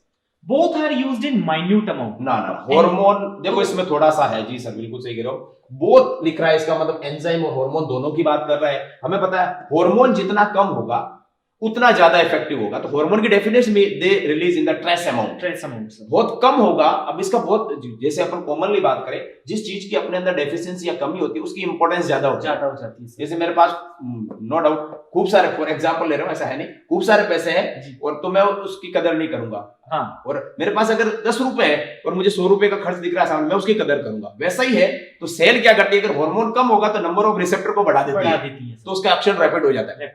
अगर हार्मोन ज्यादा हुआ तो उल्टा इफेक्ट है, रिसेप्टर कम हो जाते हैं, क्योंकि कॉम्पिटिटिव इनिबिशन होता है इस चक्कर में। ठीक है ना, तो बोथ आर माइन्यूट में नहीं हो सकते। हाँ, एंजाइम ज्यादा निकलेगा, भूख ज्यादा लगेगी। जी, एंजाइम में कोई दिक्कत क्योंकि नहीं। हम सर देखते हैं पैनक्रियास से जो हमारे एंजाइम आते हैं तो फूड को डाइजेशन करने के लिए, तो ये थोड़े ज्यादा अमाउंट में निकल सकते हैं। बिल्कुल, किसी को भूख कम लग रही है तो डॉक्टर ही देता है कि आप टॉनिक पीजिए, जिससे आपका एंजाइम या गैस्ट्रिक जूस या पेनक्रियाटिक जूस का सीक्रेशन या हार्मोन तो स्टिमुलेट। ये सर हमारी सिमिलरिटी जी नहीं है, बिल्कुल नहीं sir. Both act as a metabolic regulator. बिल्कुल, दोनों मेटाबॉलिक रेगुलेटर करते हैं। चाहे एंजाइम होगा तो भी अपनी बेसल मेटाबॉलिक रेट को कंट्रोल करता है, और ये भी है तो ये तो आपको पता ही है, सबसे खतरनाक बेसल मेटाबॉलिक रेट कंट्रोल करने वाला अपना थायरोक्सिन। थायरोक्सिन का प्राइम फंक्शन ही मेटाबॉलिक रेट कंट्रोल, इसलिए ये तो हमारा आंसर क्या गया। जी जी बिल्कुल, सिमिलरिटी ये है। जी बिल्कुल। Select a hormone which does not perform the action by interacting with intracellular receptors, यानी कि receptors present inside the cell। ये वाला इंट्रासेलुलर अंदर, हाँ, अंदर जो प्लाज्मा मेम्ब्रेन के ऊपर होते हैं वो मेम्ब्रेन बाउंड रिसेप्टर हो जाते हैं। जी सर। जी, तो हार्मोन्स ऑफ एड्रिनल कॉर्टेक्स। बिल्कुल, एड्रिनल कॉर्टेक्स आप देखो, स्टेरॉइडल हार्मोन आते हैं, हाँ, जैसे aldosterone, cortisol, oestrogen, progesterone, testosterone, ये सारे कॉर्टेक्स आते हैं। क्यों? तो इन सब के रिसेप्टर सेल के अंदर होंगे। सेल के अंदर। जी, ये तो होगा नहीं, ये तो होगा नहीं, क्योंकि ये तो बाहर का पूछ रहा है। FSH। नोट लगा रहा है। ठीक है, FSH। FSH बिल्कुल प्रोटीन नेचर का है, तो डेफिनेटली ये बाहर से एक्ट करेगा। हाँ। ये बाहर से, इसके रिसेप्टर जो होंगे वो सेल मेम्ब्रेन पे होंगे। अब याद रखने का सबसे बड़ा फंडा स्टूडेंट के लिए ये है कि एक तो आपके स्टेरॉइडल हार्मोन और एक थायरोक्सिन, इनके अंदर होंगे, बाकी सबके बाहर है। बाकी सबके बाहर। आप तो इतना याद रखो बस। बिल्कुल सर। तो आंसर भी हमारा क्या हो जाएगा एफएसएच, FSH हो जाएगा, नेक्स्ट बिल्कुल। स्टेरॉइड बोल ही दिया और आयोडोथायरोक्सिन आएंगे अपना T3 एंड T4। और सर एनसीईआरटी ने एक डायग्राम भी दे रखा है जो जी। एग्जांपल बता रखा है एनसीईआरटी हाँ। ने, वो एफएसएच के FSH को ही कंसीडर किया, उस जो आपने दो स्टेरॉइड हाँ। मैकेनिज्म की और दूसरा प्रोटीन मैकेनिज्म, दो जो हार्मोन की मैकेनिज्म देखी, वाटर सोल्यूबल और वाटर इनसोल्यूबल वाली, उसमें यही एग्जांपल दिया जो सर बता रहे हैं आप। जी। सेकंड तो आंसर हमारा एफएसएच। जी जी। Next question sir. The chemical nature of hormones secreted by alpha and beta cells of pancreas। जी यानी कि सर पेनक्रिया के दो पार्ट हो गए, एक एसिनी पार्ट और एक आइसोलेट्स ऑफ लैंगहेडनस। बिल्कुल। और जहां पे जो सेल्स होते हैं हमारे अल्फा सेल्स, जहां से ग्लूकागॉन रिलीज होता बिल्कुल, है, और बीटा अल्फा से सेल इंसुलिन। ग्लूकागॉन करेगी रिलीज और ये करेगी आपके इंसुलिन। हाँ। बहुत इंपॉर्टेंट बात है कि जो ग्लूकागॉन है इसके अंदर तो ओनली 26 एमिनो एसिड होते थे, पेप्टाइड हो गया जी। ठीक है। और दूसरा बीटा सेल जो अपन कह रहे हैं जो इंसुलिन निकालती है, इंसुलिन में टोटल 51 एमिनो एसिड होते हैं, इसमें डाइसल्फाइड बॉन्ड भी होता है अल्फा बीटा वाला, जी, है ना, जो अल्फा और बीटा चेन के बीच में होता है। लेकिन एमिनो एसिड आपस में जुड़े हुए हैं तो डेफिनेटली उसमें पेप्टाइड बॉन्ड होगा। और पेप्टाइड के अकॉर्डिंग अब आप देख लीजिए, ग्लाइकोलिपिड कॉन्जुगेटेड तो है नहीं सर, स्टेरॉइडल है नहीं पॉलीपेप्टाइड, पॉली मतलब ज्यादा और ज्यादा, पेप्टाइड मतलब पेप्टाइड। एक दो से ज्यादा अगर पेप्टाइड बॉन्ड है तो पॉलीपेप्टाइड हम पॉलीपेप्टाइड कह अपन सकते यूज हैं। करते हैं। जी इसलिए आंसर क्या चला गया सर हमारा G4। अब ऑड हमें इनमें से सर सेलेक्ट करना है। जी ग्रोथ हार्मोन, ये सारी हमारे पास डी तक है सर। तो growth hormone TSH, ADH and LH. जी तो सर Okay. फर्स्ट में जैसे आपने कहा था कि बिल्कुल। एडीएच जो है ये वो हमारा आपके पोस्टीरियर पोस्टीरियर पिट्यूटरी पिट्यूटरी से, से तो आया। ऑड हो गया ये है ना। ये ऑड हो गया, बिल्कुल ये नहीं हो सकता। फिर सर क्रिटेनिज्म, बिल्कुल। गॉइटर और मेंटल रिटार्डेशन। बिल्कुल अगर जी। हम देखें तो ये जो दो डिजीज, ये जो डिजीजेस हैं जी। ये कहीं ना कहीं थायरॉक्सिन से से रिलेटेड रिलेटेड है, तो बिल्कुल। इसलिए इसमें तो कोई ऑड है लग ही नहीं रहा क्योंकि सारे के सारे थायरॉक्सिन डेफिशिएंसी वाले डिजीज है, सारी की Diseases। सारी। बिल्कुल। तो फिर ये भी सर गलत है। एफएसएच, एसीटीएच, जीएच और टीएसएच, TSH, ये सभी में अगर एक सिमिलरिटी हम पकड़ के चले तो ये सारे के सारे एंटीरियर पिट्यूटरी से रिलीज हो रहे बिल्कुल हैं। सही बात है। और इनका आप जो दूसरा कंसेप्ट अच्छा सा बता रहे थे आप कि ये जो है दूसरी ग्लैंड पे एक्ट करते हैं, जैसे फॉलिकल स्टिमुलेटिंग हार्मोन है, ये किस पे अटैक करेगा, आपके सर्टोली सेल पे अटैक करेगा। एसीटीएच है एड्रिनल कॉर्टेक्स पे अटैक करेगा। जीएच है बोन की ग्रोथ पे अटैक करेगा, यानी कि रेड बोन मेरो या बोन की जो एपिफाइसियल पार्ट होता है जो बोन को ग्रोथ कराता है। और टीएसएच थायरोक्सिन हार्मोन पे अटैक करेगा, थायराइड ग्लैंड सब पे अलग-अलग अटैक कर रहा है। बिल्कुल इनमें तो सब में सिमिलरिटी है। सिमिलरिटी। जी। अब इसमें देखिए सर हम जोना रेटिकुलरिस, ये हमारे एड्रिनल कॉर्टेक्स की ये जो 3 पार्ट होते हैं, बिल्कुल। पार्ट होते हैं। GFR, glomerulosa, glomerulosa, fasciculata and reticularis. तो ये सबसे इनर लेयर हो गई हमारे Inner layer adrenal हो गई। cortex। अब जोना रेडिएटा और जोना ये तो- पेलिसुडा, ये तो ओवरी के पार्ट, ये ओविडी से ओवम के रिलेटेड, 4 और वाले पार्ट आ गए। और जोना फेसिकुलेटा वापस से हमारा उसका Adrenal कहीं ना cortex कहीं का इसमें ऑड ग्रुप और है, बिल्कुल है, इसका तो कोई बिल्कुल ही लिंक नहीं है दोनों का। तो मैं कह सकता हूं कि सर ए हमारा ऑड हो गया और डी डी हमारा ऑड, ऑड हो दो गया। ऑड है और दो सिमिलर है। Similar। जी, तो सर बिल्कुल। इसलिए फोर्थ ऑप्शन पे हमें इसका आंसर मिल जाता है। बिल्कुल ओडी पूछा है, वो ए ओडी, बिल्कुल सही बात है। अब इन दी गिवन डायग्राम ABCD, अब हमें क्या बताना है कि सर ABCD लेबलिंग हमें बेसिकली अगर हम लोग करें जी तो ये हमसे लेबलिंग पूछी है इसने। बिल्कुल, ये सबसे इजी क्वेश्चंस होते हैं, ध्यान रखिएगा। लेबलिंग वाले, कॉलम मैचिंग वाले। तो सर ए बता रहा है ये हाइपोथैलेमस बिल्कुल। पहले ऑप्शन में, और बी हो गए हमारे हाइपोथैलेमिक न्यूरॉन्स हो गए, बिल्कुल न्यूरॉन्स न्यूक्लियस हो गए, सही कह रहे हो आप। और अगर डी देखें सर अगर हम पहले लेबलिंग कर ले तो ये हमारा बेसिकली एंटीरियर पिट्यूटरी हो गया, क्योंकि देखो पोर्टल सर्कुलेशन इसमें, एंटीरियर में आया था, और ये हमारा सर पोस्टीरियर पिट्यूटरी हो गया। अब इसके रिगार्डिंग हमें मैचिंग करानी है। ठीक है। तो ए हाइपोथैलेमस सही बात है, बी हाइपोथैलेमिक न्यूरॉन्स सही बात है, सी पोस्टीरियर पिट्यूटरी सही है, बिल्कुल सही और है, डी जो है एंटीरियर पिट्यूटरी। बिल्कुल सही बात तो फर्स्ट में ही हमें हमारा आंसर मिल गया, तो बाकी देखने की जरूरत भी नहीं है आपको। हाँ, क्योंकि हम इसमें 100% कोई- इनमें से सिंगल करेक्ट है। और इसमें कोई नई इंफॉर्मेशन मिलने वाली नहीं, मिलने वाली। करेक्ट आपको याद है तो सीधा आंसर है। हाँ, क्योंकि सर इसमें ए को इसने हाइपोथैलेमिक न्यूरॉन बता दिया तो गलत हो गया, नहीं हो गया, और फिर इसमें बी को ये पोस्टीरियर पिट्यूटरी बता रहा है तो वैसे ही गलत हो गया, और इसमें ए को एंटीरियर पिट्यूटरी बता रहा है तो ये गलत हो गया। सही हो गया हमारा, बिल्कुल फर्स्ट हो गया। Which of the following is not a function of aldosterone. बिल्कुल बहुत इंपॉर्टेंट हार्मोन है। जो हमारे जोना बेसिकली ग्लोमेरुला से जो मिनरलोकॉर्टिकॉइड निकलते हैं उसमें बिल्कुल। सबसे इंपॉर्टेंट हार्मोन है हमारा जोना ग्लोमेरुला से मिनरलोकॉर्टिकॉइड में एल्डोस्टेरोन। इसमें बहुत इंपॉर्टेंट हार्मोन है एल्डोस्टेरोन। जी। तो सर अगर हम लोग देखें मेंटेनेंस ऑफ इलेक्ट्रोलाइट, कार्य नहीं बोल रहा है ये, तो maintenance of electrolyte, maintenance of body fluid volume, osmotic pressure and blood pressure maintenance, और regulation of carbohydrate, lipid and protein metabolism. ये कार्बोहाइड्रेट मेटाबॉलिज्म हाँ। इसमें इसका कोई रोल नहीं है। कोई जैसा रोल भी डॉक्टर साहब ने बताया कि एल्डोस्टेरोन मिनरलोकॉर्टिकॉइड्स है, जी। मिनरल से रिलेटेड होगा, ये बहुत इंपॉर्टेंट। ये आप एंडोक्राइन में भी पढ़ते हो, एक्सक्रीटरी में भी पढ़ते हो, इवन सर्कुलेटरी सिस्टम का रेगुलेशन आता है उसमें भी उसमें भी पढ़ते हो। पढ़ते हैं सर। बिल्कुल, ये एल्डोस्टेरोन है बेसिकली ये डीसीटीओ-सिटी पर वर्क करता है अपने नेफ्रॉन के पार्ट पर, और वहां से ये सोडियम और वाटर को वापस ले आता बॉडी में रिटेन करता है। रिटेन करता है बिल्कुल, और जब ब्लड प्रेशर ज्यादा हो जाता है तो ये इसका सीक्रेशन कम हो जाता है। एएनएफ वाला जो बिल्कुल है, एएनएफ वाला फैक्टर काम करे जो रास को कम एड्रिनल कर बोल देता है। राज मैकेनिज्म जिसको अपन हाँ, कहते उसको हैं, बंद रेनिन कर देता है। Angiotensin angiotensin, aldosterone aldosterone system, बिल्कुल उसके थ्रू काम करता है। तो बहुत अच्छी बात है कि इलेक्ट्रोलाइट, अगर मिनरल और कॉर्टिकॉइड्स है तो इलेक्ट्रोलाइट सोडियम पोटेशियम को बैलेंस करेगा बॉडी में, तो ये तो हो गया काम। चलो कहीं ना कहीं अगर उनको बैलेंस करेगा तो बॉडी फ्लूइड को भी और वाटर का भी रिटेंशन कराता है डीसीटी और सीटी ऐड करके, तो फ्लूइड को भी मेंटेन करेगा ये। और सोडियम का एब्जॉर्प्शन री एब्जॉर्प्शन बिल्कुल, करवा रहा है, इसकी ब्लड प्रेशर उसके कारण बिल्कुल मेंटेन हो गई। बट इनमें सर कोई रोल नहीं है, क्योंकि नहीं। अगर इनमें देखें तो हम पैनक्रियास से जो हार्मोन है वो हो सकते हैं, या बिल्कुल, फिर हमारे ग्लूकोकॉर्टिकॉइड्स, बिल्कुल ग्लूकोकॉर्टिकॉइड्स इसके अंदर, जिसको अपन कहते हैं कोर्टिसोल। कोर्टिसोल जिनका कोर्टिसोल में इसका मेटाबॉलिज्म में इसका रोल है बहुत तो सर शानदार वाला। हमें नॉट पूछा था, तो तो फोर्थ ले लीजिए, बिल्कुल सर। नेक्स्ट पे चलते हैं सर जी, which is not a function of catecholamines. बिल्कुल। तो कैटेकोलामाइंस की अगर हम बात करें तो बहुत तो सर इमरजेंसीज हार्मोन आते हैं इसमें, इमरजेंसी या ट्रिपल एफ रिस्पांस जिसका होता है, ट्रिपल एफ रिस्पांस पूरा का पूरा इसी का ही है। एड्रेनलिन और नॉरएड्रेनलिन, नॉरएड्रेनलिन तो दोनों। उनको हम कंबाइंड रूप से कैटेकोलामाइंस कहते हैं। बिल्कुल, जो एड्रिनल मेडुला पार्ट से रिलीज होते हैं ये दो ही हार्मोन, एड्रेनलिन और नॉरएड्रेनलिन। इनको दूसरा नाम है एपिनेफ्रिन और नॉरएपिनेफ्रिन। और सबसे बड़ी बात कि ये जो है, जो आपके हार्मोन भी है और न्यूरोट्रांसमीटर भी है, दोनों का फंक्शन करते हैं यार। जो कैटेकोलामाइंस के अंदर दो है, जो सर बता रहे थे, एड्रेनलिन और नॉरएड्रेनलिन, और ये रिलीज भी एड्रिनल मेडुला से होते हैं, जो मेडुला कि से। हमारे पिट्यूटरी के कंट्रोल में पिट्यूटरी नहीं में है। कंट्रोल में नहीं है। तो डायरेक्ट पिट्यूटरी बोलते डायरेक्ट हाइपोथैलेमस से लिंक है। हाँ। सिंपैथेटिक नर्व, पैरासिम्पैथेटिक सप्लाई होती नहीं इसमें, होती ओनली नहीं। सिंपैथेटिक हो, क्योंकि इमरजेंसी वर्क में काम करता है, इमरजेंसी और इमरजेंसी में अपना काम करने वाला sympathetic nervous system. Sympathetic nervous system. जी। तो सर इंक्रीज हार्ट रेट, अब इसमें से हमें बेसिकली इमरजेंसी वाली जो चीजें हमारे हैं। साथ इमरजेंसी में होता है बस सीधी सी बात, वो देखना नहीं आप खड़े हो सामने सांप आ गया, क्या होगा, बस वो ये काम करेगा उसका। तो हार्ट रेट बीट बढ़ेगी सर, बिल्कुल और रोंगटे खड़े हो जाते हैं, पाइलो इरेक्शन, तो ये भी होगा। बिल्कुल, स्ट्रेंथ ऑफ हार्ट कॉन्ट्रैक्शन बढ़ ही जाता है, कार्डिक आउटपुट बढ़ेगा और प्यूपिलरी डायलेशन, ताकि ज्यादा लाइट हमारी आंखों में जाए और दिखाई दे कि सांप है या फिर कोई क्या चीज है, रस्सी का टुकड़ा है। भागना किधर है। हाँ, रेट ऑफ रेस्पिरेशन और स्वेटिंग की बिल्कुल, सिंपैथेटिक एक्टिविटी बढ़ गई, जैसा अभी अपन बात कर रहे थे। Production of RBC and reabsorption of sodium से इसका कोई लिंक ही नहीं। इमरजेंसी में कौन सा सोडियम रीअब्सॉर्ब करोगे, भागना है वहां से।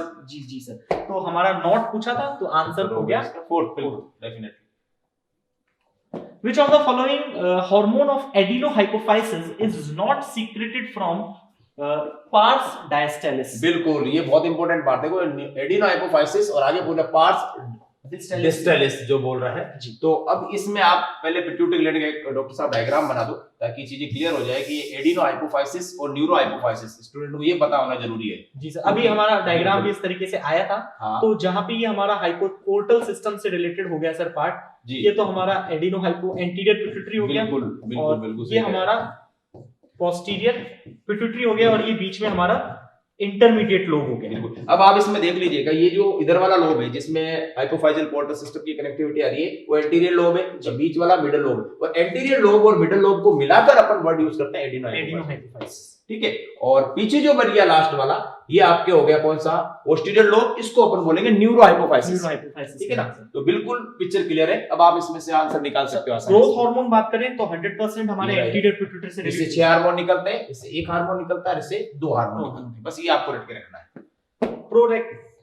प्रोलेक्टिन हार्मोन, प्रोलेक्टिन भी इसी में आ गया आपके एंटीरियर में। जी सर। बिल्कुल, TSH थायराइड स्टिमुलेटिंग बिल्कुल ये भी एंटीरियर में आ गया आपके। But MSH Melanocyte melanocyte stimulating hormone is released from middle parse intermedia. बिल्कुल, इसलिए बोल रहा है, ये बोल रहा है पार्स डिस्टलिस। डिस्टलिस तो एक ही पार्ट हुआ ना आपके इधर वाला, ये बीच वाला तो कौन सा हो गया, इंटरमीडिएट, दोनों के बीच में पार्ट डिस्टलिस और पार्स नर्वोसा के बीच में। पर इसमें सर एक स्ट्रोक पॉइंट है जी। इसमें कहीं ह्यूमन नहीं लिखा, क्योंकि अगर ये ह्यूमन की बात करते हाँ, तो बिल्कुल। फ्यूज्ड है ये। बिल्कुल, ये मेम्ब्रेनस पार्ट है उम्र में भाई। हाँ, ये मेम्ब्रेनस है, क्योंकि अपन पूछते हैं ना कि भाई साहब हाइपोफाइजियल पोर्टल से कनेक्ट करता है, तो अपन ये भी बोलते हैं एंटीरियर और मिडिल को कनेक्ट करता है। बिल्कुल सही बात है। जैसे एलिफेंट वगैरह का वेल, उसमें मिडिल लोब होता ही नहीं है, सारा काम एंटीरियर लोब करता है। एंटीरियर लोब करता है। बिल्कुल, पर इसके रिगार्डिंग क्वेश्चन के रिगार्डिंग हमारा आंसर फोर्थ हो जाता है। बिल्कुल बिल्कुल डेफिनेटली, क्योंकि पास्ट डिस्टलिस का पूछा ओनली। तो फोर्थ इसका आंसर हो गया। नेक्स्ट में चलते हैं sir. Which of the following is incorrect for growth hormone? बिल्कुल, Somatotrophic. growth hormone, STH, somatotropic hormone, body की ग्रोथ स्टिमुलेट कराता है. बिल्कुल करता है सर, काम ही फंक्शन ही है. Over secretion is good for development and health. ना गुड फॉर, अगर कोई भी हार्मोन हो, चाहे वो विटामिन्स हो, किसी भी चीज का अगर अति तो एक्सेस हो, किसी की भी अच्छी नहीं. बस बात, अगर एक्सेस हो रहा है इसका मतलब डिजीज हो रही है. ग्रोथ हार्मोन एक्रोमेगली हो जाएगा, जाइजेंटिज्म हो जाएगा, ऐसे डिजीज हो जाएगी, आपको पता है. तो ओवर सीक्रेशन तो किसी के लिए नहीं, किसी के लिए बेटर नहीं है. तो ये तो बिल्कुल गलत बात है.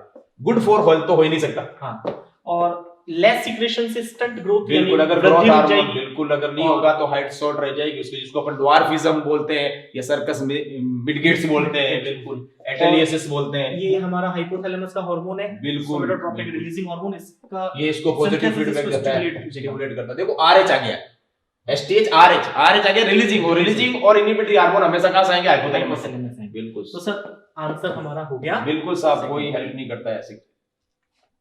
Which of the following is secreted in males by the effect of LH hormone? Okay, और मेल्स में सर हम LH को ICSH कहते जी हैं, जी बिल्कुल, इंटरस्टिशियल सेल्स, जो सेमिनिफेरस ट्यूब्यूल के बीच में होती है वो लेडिंग सेल, उससे रिलीज होता है. उससे रिलीज होता है. इस तरीके से अगर ये सेमिनिफेरस ट्यूब्यूल्स हो गई, हाँ, तो सर इनके बीच में ये जो पूरा हाँ, यहाँ पर जो ये- सेल्स हमारी वो पाई लेडिंग सेल, जाती हैं, जिन्हें हम लेडिक सेल या लेडिंग सेल बोलते हैं. इंटरस्टिशियल सेल्स कहते हैं, बिल्कुल. उनके ऊपर ये इफेक्ट करता है. बिल्कुल. देखिए इसमें एडिशनल इंफॉर्मेशन ये है कि आप ध्यान रखें, जो डॉक्टर साहब बता रहे हैं, FH जो है वो तो काम करेगा सर्टोली सेल, सर्टोली सेल्स. बिल्कुल रट के रखें आप. और जो LH है वो डेफिनेटली काम करेगा किस पे? लेडिंग पे. और लेडिंग से अगर काम करेगा तो एंड्रोजन हार्मोन रिलीज होगा. यानी कि टेस्टोस्टेरोन. बिल्कुल. और एंड्रोजन एक पूरा हार्मोन है, उसका एक छोटा सा हार्मोन है वो है testosterone. Androgen the family of steroid hormone, sexual steroid, उसका एक पार्ट हो गया टेस्टोस्टेरोन. जी सर, आंसर सर हमें सेकंड में एंड्रोजन एंड्रोजन बिल्कुल. दे रखा है. इसी वजह से इसको, क्योंकि इंटरस्टिशियल सेल को स्टिमुलेट करता है, इसलिए मेल्स में से ICSH. आईसीएस बोलते हैं. जी नेक्स्ट पे चलते हैं सर. जी. Triple F gland. अब बहुत ही आसान सा ट्रिपल F ग्लैंड जो फाइट, फ्लाइट और फियर और फाइट के लिए होती है रिस्पांसिबल. बिल्कुल. ये बेसिकली ये फियर लिख दीजिए आप यहाँ. बिल्कुल, ठीक है. फियर. तो ये ट्रिपल F के लिए है. तो सर हमें पता है कि इसमें जो इन्वॉल्व है हार्मोन एड्रेनलिन और नॉरेड्रेनालिन, कैटेकोलामाइन्स हार्मोन, जो हमारे, अगर आप सुप्रारीनल ग्लैंड या एड्रिनल ग्लैंड देखें तो ये बाहर का पार्ट हो गया कॉर्टेक्स और अंदर का पार्ट हो गया मेडुला, मेडुला. जैसा मैंने कहा भी था. तो बिल्कुल. ये मेडुला से रिलीज होते हैं, तो रिलीज हमें होते हैं. एड्रिनल मेडुला हमें देखना है. फोर्थ ऑप्शन पे हमें एड्रिनल मेडुला. बिल्कुल बिल्कुल. और एक चीज मैं आपको और ऐड करना चाहूंगा कि जो मेडुला पार्ट है, इसकी डॉक्टर साहब ने अभी पहले वाले क्वेश्चन में बताया था, इसकी सिमिलरिटी ब्रेन से है. यानी ब्रेन का डेवलपमेंट एक्टोड्रम से होता है, तो इसका भी डेवलपमेंट एक्टोड्रम से होगा. ध्यान रखिएगा, ये सिमिलरिटी है इसमें. जी. Hormone which helps in implantation of embryo in uterus. बिल्कुल. कहीं ना कहीं मेंटेनेंस ऑफ प्रेगनेंसी से रिलेटेड हार्मोन हो गया. तो सर इम्प्लांटेशन के लिए यूट्रस को प्रिपेयर करने वाला जो उसका काम प्रोजेस्टेरॉन का है. प्रोजेस्टेरॉन, बिल्कुल, जो कॉर्पस ल्यूटियम से रिलीज होता है, जिसे हम टेम्पररी एंडोक्राइन ग्लैंड भी कहते हैं. जी जी बिल्कुल, टेम्पररी एंडोक्राइन ग्लैंड. तो कॉर्पस बिल्कुल सही कह रहे हो. एस्ट्रोजन तो सर होगा नहीं. एस्ट्रोजन तो प्रोलिफरेशन में काम आता है, ग्लैंड का डेवलपमेंट करना हो, एंडोमेट्री में या वो अपने जो थीका इंटरना होती है, हाँ, उससे रिलीज होकर आता रिलीज है. फिर कॉर्पस ल्यूटियम से भी रिलीज होता है. बिल्कुल. तो इसमें इसका इम्प्लांटेशन में इसका कोई रोल नहीं है एस्ट्रोजन का. बिल्कुल. प्रोजेस्टेरॉन बिल्कुल. ऑक्सीटोसिन देखिए तो स्मूथ मसल कॉन्ट्रैक्शन से रिलेटेड है, रिलैक्सिंग पार्चुरेशन से रिलेटेड है, but progesterone is for maintenance of pregnancy. Maintain, progesterone का मतलब ही है मेंटेन करना एंडोमेट्रियम को. अगर ये मान लो कि प्रेग्नेंट फीमेल है और सडन ये इसके शट डाउन हो जाए, इसका सीक्रेशन कम हो जाए, तो एबॉर्शन हो जाता है. एबॉर्शन. क्योंकि इस इम्प्लांटेशन के अंदर जो प्लेसेंटा, जो अम्बिलिकल कॉर्ड बनती है, उनको बनाने वाला यही है आपके प्रोजेस्टेरोन. तो सर एमटीपी जो हम करते हैं, मेडिकल टर्मिनेशन ऑफ प्रेगनेंसी, और उसमें कुछ जो मेडिसिन देते हैं, these are progesterone, anti progesterone तक देते हैं, मिफेप्रिस्ट वगैरह हो गई. बिल्कुल. Match the following antagonistic manner. जी. एंटागोनिस्टिक मींस अपोजिट फंक्शन जो करें. वापस सर मैच द फॉलोइंग आ गया. बिल्कुल. GIP, gastric inhibitory inhibitory peptidase. Peptide. तो बिल्कुल. ये इनहिबिशन किसका नाम से देखो, काम नाम इसकी फुल फॉर्म करते हैं, आंसर आ जाता जी है. सर. गैस्ट्रिक इनहिबिटरी, यानी गैस्ट्रिक जूस के सीक्रेशन को इनहिबिट करेगा. इनहिबिट करने वाला. तो इसमें देख लीजिए आप, गैस्ट्रिन हार्मोन हार्मोन स्टिमुलेट करता है बिल्कुल. गैस्ट्रिक जूस के इसको. जी. और तो एंटागोनिस्टिक फंक्शन एनर्जी. हो गया. तो इधर मैं लिख सकता हूं सर सी. बिल्कुल. इंसुलिन का अपोजिट काम करेगा glucagon. Glucagon. Insulin blood glucose को कम कर रहा है, ग्लूकागॉन बढ़ा रहा है. बढ़ाएगा. तो डी. पीटीएच, पैराथायराइड हार्मोन, बिल्कुल. ब्लड में कैल्शियम के अमाउंट को इंक्रीज करेगा. कैल्सिटोनिन डिक्रीज करेगा. अपोजिट एंटागोनिस्टिक एक्शन है दोनों. बी. बिल्कुल. सोमैटोस्टैटिन, टीसीटी, इसको ये भी लिखा हुआ है टीसीटी, थायरोकैल्सिटोनिन नाम से. और सोमैटोस्टैटिन देखें हम लोग तो ये बिल्कुल। ग्रोथ हार्मोन को इनहिबिट करता है, बिल्कुल सही बात है, growth hormone. C D B A, तो इन दोनों में तो डी से स्टार्ट हो रही कहानी। सी डी बी ए, ये लीजिए साहब, इधर सी ए आ गया, ये गलत हो गया, सेकंड आंसर हमारा सही। Which of the following group of glands more or less participate in erythropoiesis? तो बेसिकली सर ये बोल रहा है कि जो हमारे आरबीसी प्रोडक्शन है उसमें कौन सी ग्लैंड्स के हार्मोन वर्क करते हैं। जी जी। तो पहला बोल रहा है सर ये JGA cell, adrenal cortex and thyroid. तो सर ये बिल्कुल हमारा सही बैठ जाता है।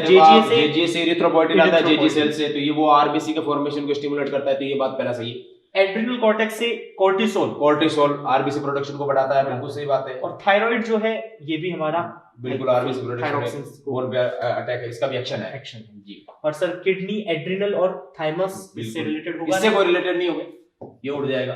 पीनियल, थायराइड और थाइमस से कोई रिलेशन नहीं है, इसका कोई लिंक नहीं, इसका भी कोई लिंक नहीं, इनका तो वैसे ही नहीं है, बिल्कुल सही आंसर हमारा हो जाता है फर्स्ट ऑप्शन।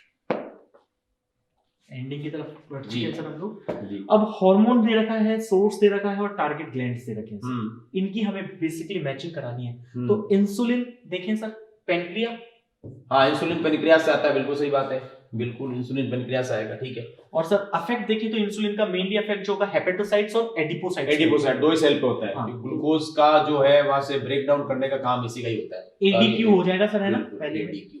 ऑक्सीटोसिन तो है जो हमारा जो आपके न्यूरोहाइपोफाइसिस से, तो पोस्टीरियर पिट्यूटरी से निकलता है, हाँ न्यूरो, बिल्कुल। तो न्यूरोहाइपोफाइसिस और सब काम स्मूथ मसल ऑफ यूट्रस पे हमारा कॉन्ट्रैक्शन करेगा, वर्क करता है। तो हम लिख सकते हैं ए और इधर आ गया आपके आर। सोमेटोस्टैटिन जैसा भी आपने बताया भी था, इनहिबिशन फंक्शन है, हाइपोथैलेमस से होगा, बिल्कुल।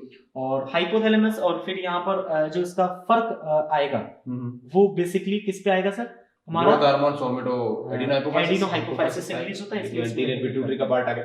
तो बी एस जी। और गैस्ट्रिन जो है वो गैस्ट्रिक जूस जी सेल से होगा, गैस्ट्रिक सेल्स ऑफ जो स्टमक में होती है, पाइलोरिक पार्ट में, वहां से आता है। तो ये हो गया सर फर्स्ट डीक्यू, तो फर्स्ट डीक्यू दोनों में, सभी में फर्स्ट बराबर आ गया। सेकंड एआर ये दोनों तो गलत हो गए सर। हाँ जी बिल्कुल, इधर एआर है उधर एआर। अब थर्ड भी मिला हो भाई, थर्ड में सर थर्ड बीएस यहाँ है बीपी, ये उड़ गया, तो फर्स्ट आंसर हो गया। और फोर्थ सीपी यही बिल्कुल करेंगे इधर। तो सर हमारा सही आंसर हो गया first option. First select the correct statement regarding hormone, मतलब एनसीईआरटी की जो डेफिनेशन है उसके रिगार्डिंग, उसके जी सीक्रेटेड इन लार्ज क्वांटिटी, गलत, बिल्कुल गलत बात है। अभी अपने पहले डिस्कस किया, trace amount. Always proteinaceous in nature, नहीं, प्रोटीन क्यों, स्टेरॉइड भी हो सकता है, ग्लाइकोप्रोटीन भी हो सकता है, कुछ भी हो सकता है। Always secreted from pituitary gland, no different type of body gland है, तो बॉडी ग्लैंड में डिफरेंट से हार्मोन रिलीज होंगे, क्यों पिट्यूटरी सारा लोड ले लेगी, बाकी ग्लैंड की जरूरत ही नहीं है। और ये सर सही हो रहा है क्योंकि एक्ट एज ए प्राइमरी, बिल्कुल साहब। हार्मोन प्राइमरी मैसेंजर है, कैल्शियम सेकेंडरी मैसेंजर है, साइक्लिक एएमपी, साइक्लिक जीएमपी और अपने इनोसिटोल ट्राइफॉस्फेट आईपी3, डीएजी, ये सारे के सारे सेकेंडरी मैसेंजर। जी जी, हमारा जो करेक्ट आंसर हो जाएगा वो हो जाएगा फोर्थ वाला जी। तो सर हम लोगों ने कवर किया यहाँ पर नर्वस और एंडोक्राइन को पूरा। तो स्टूडेंट्स हम लोगों ने नर्वस और एंडोक्राइन को लगभग हमारी तरह से जितना हम लोग कर सकते थे सभी तरीके की कोशिश की है कि ज्यादा से ज्यादा आपको कॉन्सेप्ट मिले, ज्यादा से ज्यादा उस टॉपिक से रिलेटेड इन्फॉर्मेशन देना, ये हमारा प्राइमरी एम रहता है कि उन इन्फॉर्मेशन से बाहर आपके कोई क्वेश्चन एग्जाम में नहीं जाए। हमने सर एनसीईआरटी की भी बात की थी पुराने में, लास्ट ईयर के क्वेश्चंस भी देखे थे, और आज हमने मिक्स्ड अप्रोच में थोड़ा एनसीईआरटी से आसपास जो बाहर बिल्कुल सराउंडिंग नॉलेज होनी मस्ट है, मस्ट है। तो ये हमने कवर किया सर। अब नेक्स्ट में हम मिलेंगे रिप्रोडक्टिव सिस्टम से रिलेटेड उसमें। तो धन्यवाद इसके लिए। Okay, thank you, bye bye.